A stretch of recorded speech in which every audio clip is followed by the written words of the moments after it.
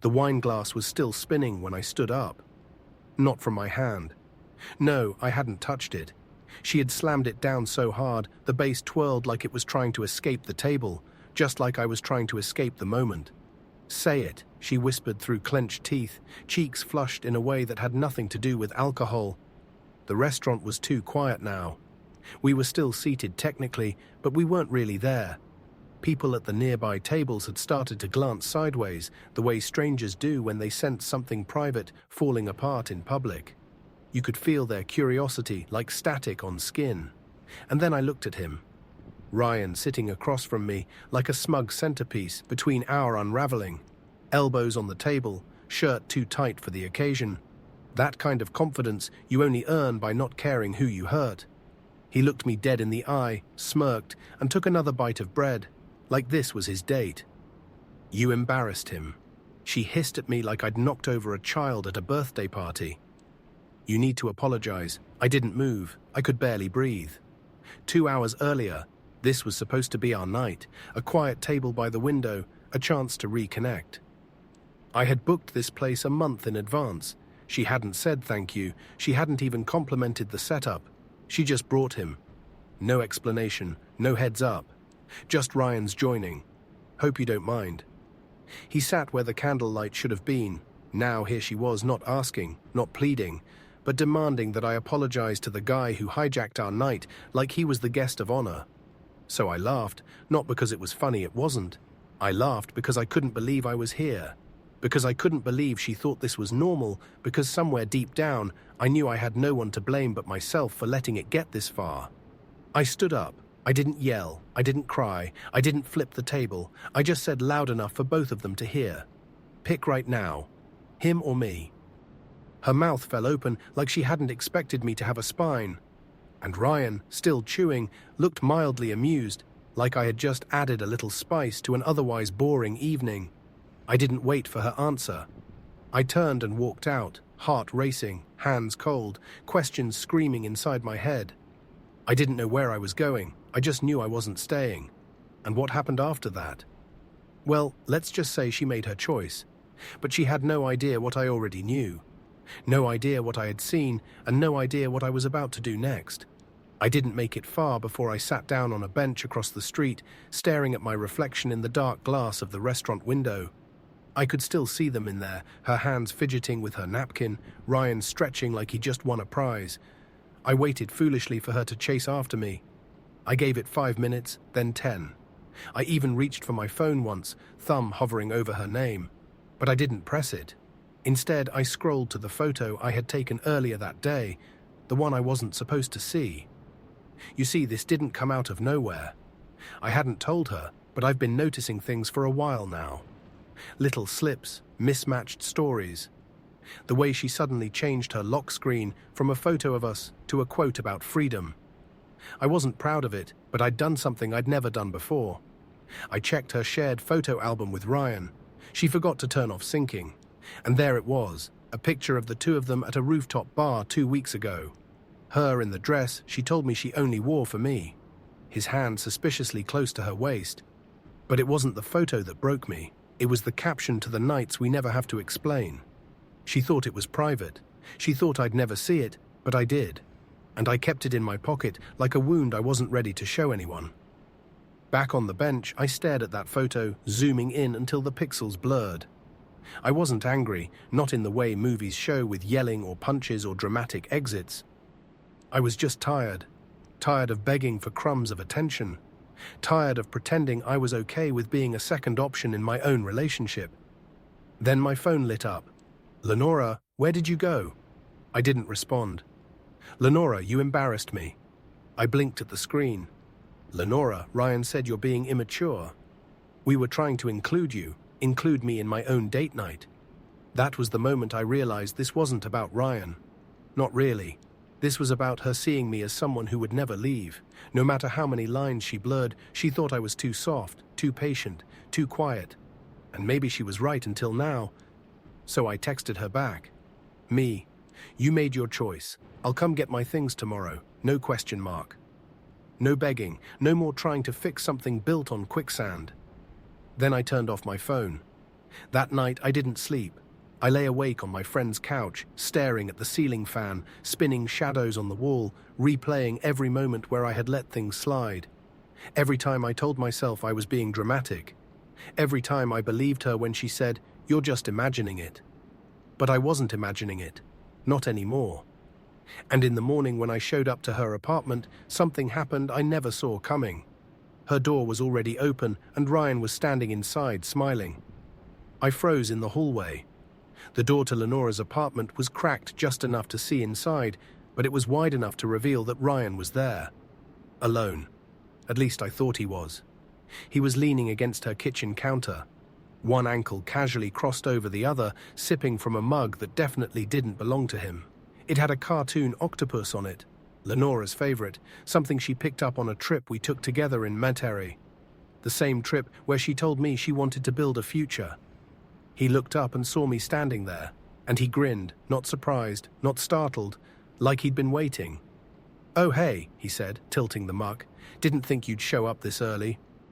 I stepped inside slowly, scanning the room. Lenora wasn't visible, but her purse was on the couch. Her shoes, the one she always kicked off the moment she got home, were in their usual place near the door. That meant she was here somewhere. Probably in the shower, or worse, in the bedroom with him. I tried to keep my voice steady. "Where is she?" Ryan shrugged, said she needed a minute. "She's been crying all morning. You really did a number on her last night." I wanted to laugh. I did a number on her. I stared at this guy, this uninvited parasite who'd been circling our relationship like a vulture for years, and wondered how I had ever let this go on for so long. "I came to get my stuff," I said flatly. He didn't move, just sipped. "You sure that's what you want?" That was the moment I realized something chilling. He wasn't just here for emotional support. He wasn't crashing on her couch after a breakup. He was comfortable standing there like he lived there, like I was the one trespassing. I noticed his overnight bag slouched by the hallway closet, a phone charger plugged into the wall, a hoodie on the armrest that definitely wasn't mine. How long had he been here? Before I could speak again, Lenora appeared in the hallway behind him. She was wearing one of his shirts, not mine, and she flinched when she saw me. Her eyes were red, lips chapped, like she'd been crying but hadn't finished. "Daryl," she started, stepping toward me. I raised a hand. "Don't." Her mouth opened, but nothing came out. She looked like she was searching for the right words, the right angle to spin it from. But whatever script she'd rehearsed in her head, it collapsed the moment our eyes met. "I came to get my things." I repeated this time louder, more certain. Ryan looked at her, then at me. "You don't have to be dramatic about it. We can all talk like adults." That was it. That was the moment everything inside me flipped, because I realized this wasn't just betrayal. It was arrogance. They didn't expect consequences. They expected me to nod, accept, and maybe even apologize for making things uncomfortable. I stepped forward slowly, deliberately, and reached into my coat pocket. Both of them watched me like I was about to pull out a weapon. Instead, I pulled out an envelope. "Give this to her," I told Ryan, sliding it onto the counter without looking at him. "And don't worry, it's not a letter bomb, just truth. Something neither of you are used to." Then I turned to Lenora. "You won't have to worry about me anymore. You chose him. Just make sure he's still around when it's his turn to get bored." I walked out before she could respond, and in that envelope, not a goodbye letter, not a list of accusations, just a printed photo, the one from her shared album with one line written beneath it in red ink. "To the nights we never have to explain until now." I thought that would be the end, but it wasn't, because 3 days later, her sister called me, and what she told me made everything 10 times worse. I didn't answer her call at first. Lenora's sister, Margot, had never really been in the middle of anything between us. She was one of those people who smiled tightly at family dinners and scrolled silently through her phone when things got tense. We'd never had a real conversation outside of holidays. So when her name lit up on my screen 3 days after I walked out, I stared at it in confusion. It rang 3 times, then 4. I almost let it go to voicemail until something in me clicked. I answered. "Daryl," she said out of breath like she'd been pacing or crying. "Are you okay?" I hesitated. Yeah. Why?" There was a pause on the other end, a rustling, then the faint sound of a door closing. She was somewhere private. "I wasn't going to get involved," she said quickly, "but I saw what Lenora posted this morning and I had to call." I sat up straighter. What did she post? She took a picture down an hour later, but I saw it before it disappeared. It was a photo of her and Ryan in bed, not doing anything, but clearly naked under the covers. She captioned it, "No more secrets, just us." My stomach twisted. Margot kept talking. She said she was finally living her truth. "But Daryl, that's not what I'm calling about. It's something else." I held my breath. "She's been rewriting the whole story, telling people you were emotionally unstable, that you were controlling, that you were the reason she and Ryan got close." Of course she was. She wasn't just moving on. She was erasing me and repainting the wreckage like I was the one who lit the match. I felt my face go hot. It wasn't enough to leave me. She needed to make sure I looked small in the stories she'd tell everyone else. But Margot wasn't done. She said something else, something weird. Last night she got drunk and told me that Ryan had been sleeping over for months. She said you already knew and were pretending not to, that it made things easier. I stood up, heart pounding. What? She thinks you always knew, that you just didn't care enough to confront her, that you were too spineless to stop her. I didn't even realize I was shaking until I spilled water from the glass in my hand. Spineless. That's what she thought of me. That's what she always thought. I was the placeholder, the fallback, the one she could humiliate quietly, slowly, and still expect to forgive her every time. But the most haunting part, she wasn't entirely wrong. I had known deep down, for weeks, months maybe, and I did pretend because I thought if I loved her enough, she'd stop hurting me. That night, I sat in my apartment with my laptop open, staring at her social media. She had deleted the photo just like Margot said, but the damage had already been done. Friends were commenting with vague congratulations. Some were tagging Ryan in jokes that made my stomach churn. There was no shame, no guilt, just celebration, like I had never existed. But it wasn't over. Not for me, because buried in the mess of comments was when I recognized instantly from Ryan's ex-girlfriend. Her name was Celeste, and her comment was simple. Funny how history repeats. I clicked her profile. My hands were sweating. Her entire feed was private except for one post from 2 weeks ago. A screenshot of a text message. "Ryan, trust me, babe. She's just a backup plan. Always has been." I stared at the screen, breath caught in my throat. He wasn't just using me, he was using her too. And suddenly, I wasn't the only one carrying receipts. I must have read that message from Celeste 10 times before it truly settled in my chest like a stone. She's just a backup plan, not she's the one, not even. And she doesn't matter. No, it was colder than that. It meant Lenora wasn't special to him either. She was just temporary, a placeholder. The irony stung like ice against a burn. The very woman who treated me like I was disposable was now the one being played by the man she'd replaced me with. And she didn't even know it. But I did. And now I had a choice. Walk away, let her live in the illusion, or do something about it. I didn't sleep that night. Instead, I messaged Celeste. I didn't expect a reply. I just introduced myself and said, "I think we both got used." That's it. No accusations, no plan, just honesty. She responded within 5 minutes. Her first message, "You have no idea." Within the hour, we were on a video call, 2 complete strangers linked only by the same mistake. She looked tired. Not in the physical sense, but in the way someone looks after being lied to so many times that they stop believing anything at all. She told me that Ryan had a pattern, a long one. That Lenora was the 3rd woman he had rescued from a failing relationship, only to slowly isolate and manipulate. He has this way of making you feel like your current partner is the problem. She said, then he swoops in, says all the right things, builds this emotional affair until you slip. And by the time you realize what he is, you've already pushed everyone else away. I sat back, stunned. She wasn't bitter. She was precise, like someone who had rehearsed the words too many times in her head. But the worst part, she said, leaning forward, he never stays. Once the relationship becomes his, he gets bored. He needs the chase, not the person. I couldn't speak. Every piece of the puzzle was clicking into place. Lenora hadn't just chosen someone else. She'd walked straight into a pattern, thinking she was writing a love story, not realizing she was chapter 3 in a much darker book. Celeste had screenshots, texts, voice notes, even a screen recording of him FaceTiming her while still dating Lenora, saying, "I'm just being patient. She's not ready to leave him yet." The date on that video, 2 weeks before Lenora gave me that "you need to apologize" ultimatum. I didn't know what to feel anymore. Rage, vindication, maybe just exhaustion. But I knew one thing for certain. I wasn't going to keep quiet. I thanked Celeste. I didn't ask her to get involved. I didn't need her to. She'd been burned enough already. But what she did next, I'll never forget. She posted the video publicly and tagged both Ryan and Lenora. It didn't even take an hour before I started getting texts, first from an unknown number. "You better take that down. This is defamation." Then from Lenora. "I need to talk. Please. It's not what it looks like." That one nearly made me laugh out loud. I ignored them both.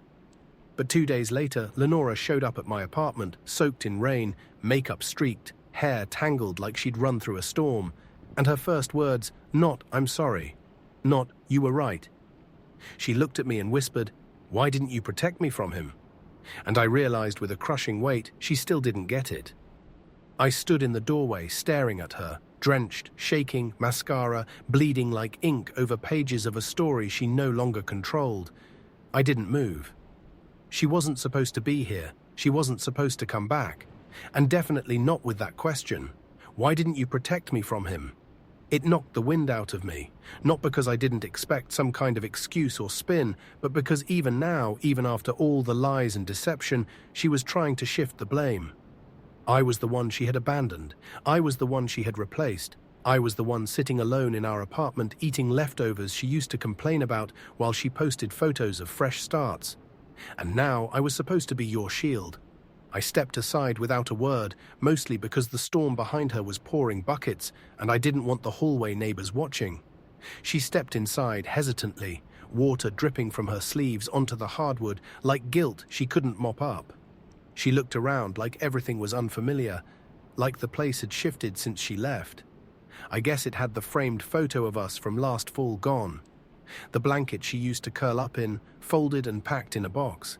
Even the tiny clay mug she made at that stupid pottery date shattered days ago in a moment of weakness. I now regret it. "Daryl," she said finally, her voice cracking, "I didn't know. I swear to God. I didn't know he was ill. A liar."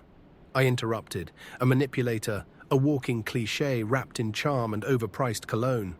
She flinched. "I didn't know he was doing that to other women," she added softly. "I thought what we had was real." I almost pitied her. Almost. "I begged you," I said, my voice rising for the first time in months. "I begged you to see what he was. I tried to talk to you about boundaries. You called me controlling. I tried to explain how it felt to be constantly sidelined. You said I was insecure. I stood there while you dismantled everything we had and handed it to him gift-wrapped. And now you want sympathy." She blinked hard, her lower lip trembling. "I made a mistake." "No, Lenora," I snapped, stepping closer. "You made a choice repeatedly. You let him crawl between us and watched him tear me down with a smile. You didn't just fall into this. You chose him. You defended him. You told me to apologize to him. Do you remember that?" She didn't answer. She didn't have to. "I saw the video," I said softer now. "The one Celeste posted. The one where he called you a backup plan." Her shoulders sagged. "I didn't know." She repeated, voice barely audible. "He said things made me feel seen. I thought you didn't want me anymore. You stopped holding me. You stopped fighting." "I stopped," I said slowly, because I could tell I'd already lost. We stood there in silence, her in the ruins of what she thought was a triumph, me in the ruins of what I thought was love. "Why are you here, Lenora?" I finally asked. She looked up, her eyes brimming. "Because I don't know who I am without you. That broke something in me I didn't even know was still intact." She hadn't come back for me. She had come back because she didn't want to be alone, because Ryan had moved on, because the applause died down, because shame had finally found its way in. "I'm not your cure," I said quietly. "You threw that away the night you let him sit across from me and call it inclusion." I walked to the door and held it open. "You deserve better," she said, voice trembling again. "I just didn't see it until it was too late," I finished. She stepped out slowly, and for the first time, she didn't argue. She didn't plead. She just walked. And I thought that was the last chapter, but the next morning, I opened my email and found something that would unravel everything all over again. An anonymous message, one sentence. "Check his phone records. You'll want to see who he was really calling while she was with you." I stared at the email for a long time. The message had no subject line, no name, no clue as to who sent it. Just one chilling sentence. "Check his phone records. You'll want to see who he was really calling while she was with you." It sounded like bait, like the kind of thing you delete and forget because diving in means inviting pain. But curiosity mixed with paranoia is a toxic thing, and my brain had already started unraveling possibilities before I could stop it. The thing was, I couldn't access Ryan's phone records. He wasn't someone I had any real connection to. But I remembered something. Months ago, Lenora had used our shared Wi-Fi password to help Ryan set up some streaming app on his tablet. The paranoid part of me had at the time created a local log into our router to see what devices connected and when. I never removed access. Don't ask why I did that. I just did. Good instinct in security survival. Either way, I logged into the router portal. To my surprise, Ryan's device labeled Ray's iPad Pro had been auto-connecting every time he was near our place. Even after I left, even last night, I scanned through the connected sessions and noticed something strange. Every time Lenora had supposedly been with me, late nights or date nights, when she told me she was just heading to bed early, his device had connected to our Wi-Fi between 11 Hagal p.m. and 2 Gaud a.m. Multiple times, patterned, predictable, intimate, and then I found something that turned my blood cold. One of those nights, specifically the same night she called in sick to a weekend getaway we had planned, there were outbound log entries to a third-party call forwarding app. I couldn't see the numbers, but I recognized the service. It's used to mask real calls through different devices. It also stores voicemail unless cleared. That was my next move. I dug deep into old backup links, folders I had ignored in our shared cloud, and found an auto-sync audio file dated 2 months ago. I nearly dropped my phone when I hit play. Ryan's voice. "She's in the shower. No, she doesn't know I'm calling. She still thinks I'm keeping her busy. I'll get the video. Don't worry. Just make sure she never sees the wire transfer. I've got her wrapped up tight. She thinks this is love." Then silence. I had to sit down. This wasn't just infidelity. This wasn't just emotional manipulation. Ryan was working with someone else. I didn't know who the other person was. I didn't know what video he was talking about or what money was being hidden. But this wasn't about love. It wasn't even about lust. This was a setup. I replayed the message again, trying to isolate details in the background. A faint home, maybe a television in another room, nothing concrete. That's when I remembered Celeste. I hadn't spoken to her since she posted the video. I messaged her again quickly, asking if she'd ever heard Ryan talk about someone else. A third party, something involving money. She called me instantly. "I was waiting for you to find that," she said without even a hello. "You knew?" I asked, voice cracking. I knew he was doing something sketchy. I didn't know how deep it went, she said, but the day I left him, he was on the phone with someone named Carson. I don't know who that is. But he sounded scared, like he owed him something. My mind reeled.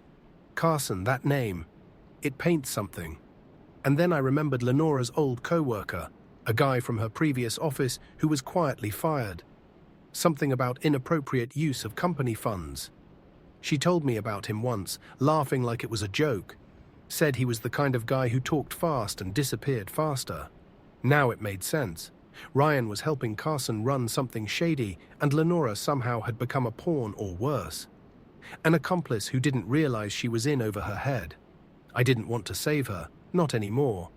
But I also couldn't look away. I gathered every file, screenshot, and recording I had. I copied them to a USB stick, then mailed it anonymously to her office.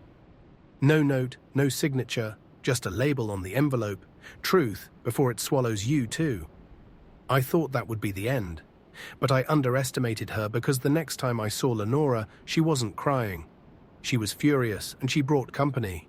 When I opened my front door that day, I expected drama. I expected tears. What I didn't expect was to see Lenora standing on my porch with a man in a charcoal suit behind her and a folder clutched in her hands like it weighed $1,000 LB. She didn't say anything at first, just stared at me, tight-lipped, like she didn't trust her own voice. I stood in the doorway, arms crossed, silent, waiting. Finally, she spoke. "I know you sent it," she said, her voice low. "The envelope, the recordings, the logs. I didn't confirm or deny it." The man beside her stepped forward. "My name's David Landry, private investigator. Miss Brock hired me last week. She believed there was more to the story than Ryan ever told her." She was right. He handed me the folder. We confirmed the man Ryan was working with is Carson Vellum, currently under investigation for corporate fraud, laundering and identity manipulation. Your audio file helped connect the dots. Lenora's accounts were being used without her knowledge as transaction bridges. She was being set up. I glanced at Lenora. Her eyes were rimmed with red, but not from crying. It was something deeper. Humility, fear, a flicker of strength trying to crawl back from months of being played. "I didn't come here to blame you," she said, voice cracking. "I came to thank you. I didn't expect that. I never saw it. I didn't want to see it. And when you left, I thought it meant I had one. That Ryan and I were finally free of judgment. But he wasn't with me. He was using me." She looked down at her hands, voice trembling. "I was angry when I opened that envelope. I wanted to destroy it, pretend it was fake. But you didn't just walk away, Daryl. You left with dignity, and you left the truth behind." I didn't know what to say. For the first time in this entire ordeal, I felt like I had nothing to prove. She stepped back. "I'm leaving town, new job, different state. I need to rebuild legally, emotionally, all of it. And I wanted to say I'm sorry. Not because I got caught, but because I finally understand what I lost." I gave a slight nod. "I hope you find peace." That night after they left, I sat in my apartment, the same couch where I once curled up, wondering if I was the problem. But this time, I wasn't consumed by doubt. I felt light. I had walked through fire, and somehow I wasn't scorched anymore. Weeks passed. No messages, no drama, just quiet. And then slowly things started to feel new again. I started going for morning walks. I reconnected with people I had pushed away while trapped in that relationship. I even picked up my old camera again, something I hadn't touched in years. It felt like breathing for the first time. One Saturday morning, I was taking photos at a local park when a woman approached, smiling curiously. "You're in my shot," I said, half laughing, pointing to the lens. She grinned. "Then you better make sure I look good." We talked. Her name was Elise. Graphic designer, dog person. No, best friend named Ryan. Just real laughter, honest words, and a calmness I hadn't felt in ages. We exchanged numbers, and this time I didn't feel the need to explain my past. I didn't feel broken. I felt ready. Maybe heartbreak doesn't always end in revenge or fireworks. Sometimes the most powerful ending is simply choosing yourself and walking into something new, knowing exactly what you'll never settle.